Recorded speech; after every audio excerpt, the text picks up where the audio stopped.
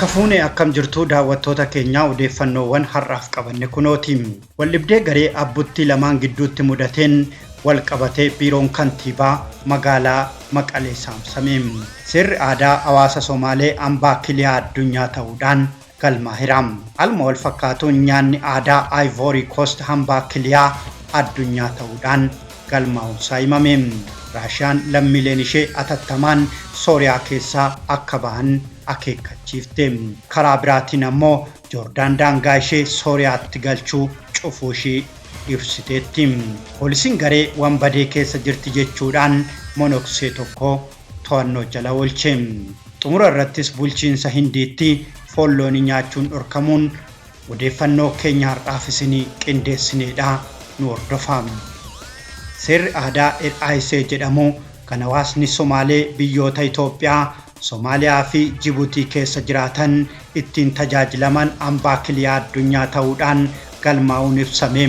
Aayiseen seera aadaa hawaasa Somaalee gosa isaa yoo ta'u, walgahii 19ffaa dhaabbanni barnoota saayinsii fi aadaa dhaabbata mootummoota gamtoomanii yookaan UNESCO Paraagwaay keessatti gaggeeffame irratti hambaa kiliyaa addunyaa ta'uudhaan galmaa'eera. Hambaan kun akka galmaa'uuf Itoophiyaa, Jibuutii fi Somaaliyaa waliin ta'uun gaafiin akka dhiyaates ibsameera. Itoophiyaa bakka bu'uudhaan ittaanaan pirezidaantii naannoo Somaalee Ibraahim Osmaan Faaraa walgahii kanarratti hirmaataniiru. Oduu biraatiin waldhibdee garee abbootii lamaan gidduutti mudatee wal qabatee biiroon kantiibaa magaalaa Maqalee saamsamuun ibsame. Waldhibdee garee hooggantoota abbootii gidduutti mudate hordofee biiroo kantiibaa magaalaa Maqalee irratti barreeffamni saamsameera jedhu maxxanfamuu VOA'n gabaaseera.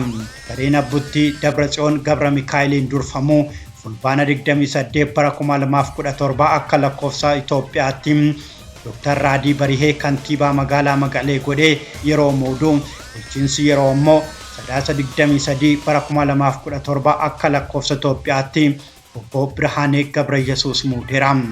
Sadaasa 23 bara 2017 akka lakkoofsa Itoophiyaatti kaasee biiroon kantiibaa magaalaa Maqalee saamsamuun biirooleen bulchiinsa magaalittii biroo tajaajila kennaa jiraachuu VOA'n gabaaseera. Waldhibdeen bulchiinsa garee abbootii fi bulchiinsa yeroo gidduutti dabalaa dhufuun sadarkaa walii isaaniitiif beekamtii kennuu dhiisuu irra gaheera. Akkaataa waliigaltee Piriitooriyaatiin ala ta'in bulchiinsi yeroo harka namoota dhuunfaatti kufeera jechuun ittaanaan bulchiinsa abbootii Amaanu'eel Asaffaa sadaasa 18 bara 2017 ibsee ture. Bulchiinsi yeroo gama isaatiin ibsa fulbaana 27 bara 2017 akka lakkoofsa Itoophiyaatti baaseen naannichatti seer-dhabdummaan akka babal'atu hojjechuudhaan garee abbootii yakkeera. Garee abbootii irratti tarkaanfii seera qabeessa fudhadha jechuunis akeekkachiise ture. Raashiyaan lammiilee ishii atattamaan Sooriyaadhaa akka ba'an ibsite. Imbaasiin Raashiyaa Sooriyaa keessa jiru lammiileen Raashiyaa Sooriyaa jiran akka atattamaan ba'aniif waamicha dhiyeessite. Haalli waraanaa fi siyaasaa ulfaataa ta'ee jira kan jedhe imbaasichi karuma buufataalee xiyyaaraa hojiirra jiranii ba'uu akka qaban lammii isaaniitiif dhaamsa dabarseera.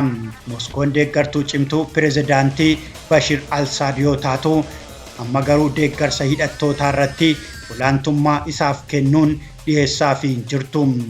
Torbaan darbe qofa magaalaa Idiliib iddoowwan hidhattoonni qabatan keessaa haleellaa qilleensarraa gaggeessuun akka isaan yeroo gabaabaa keessatti gara Damaasqoo hin deemne goote. Itti Ukureen akka ibsetti ammoo Vladimir Putin dhaabbilee waraanaa dhuunfaa irraa loltoota gara bahaa giddu galeessaatti erguudhaaf akka jedhu ibseera. Hidhattoonni Al-Saad lolaa jiran magaalaa murteessituu biraa Hoom irraa kiiloomeetira 1 qofaa fagaatanii jiru. Magaalaa guddoo lammaffaa biyyattii Aleppoo garuu qabataniiru. Joordaan daangaa ishii Sooriyaatti galchuu cufte.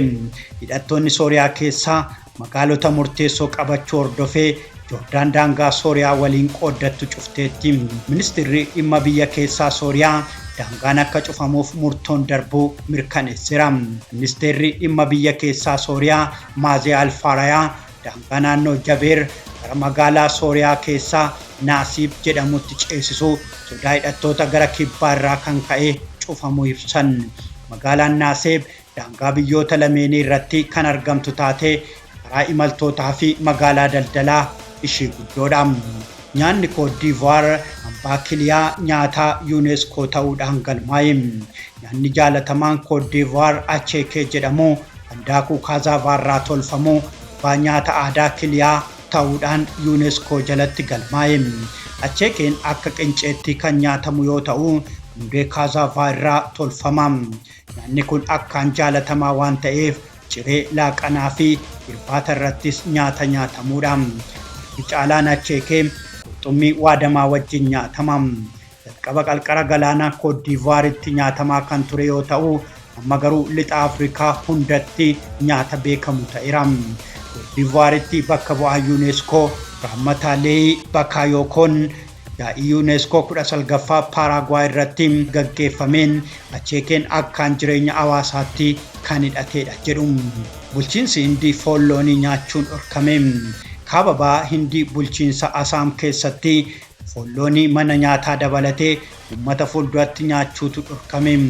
Kanaan dura foon loonii dhiyoo manneen amantiitti gurguruun dhorkamee kan ture yoo ta'u kunis qaamuma dhorkuu sanaati jedhan qondaalli bulchiinsichaa. Haa ta'u malee foon kana suuqiidhaa bituu fi mana keessatti nyaachuun ni danda'amaa jedhaniiru. Hindii keessatti dhimmi nyaata foonii majabaa ta'uun saawwan immoo hordoftoota amantii Hinduu keessaa harka 80 ta'an biratti kabaja guddaa qaba. Oduu keenya xumuraatiin poolisiin garee Wanbadee keessa jirti jechuudhaan monoksee to'annoo jala oolche.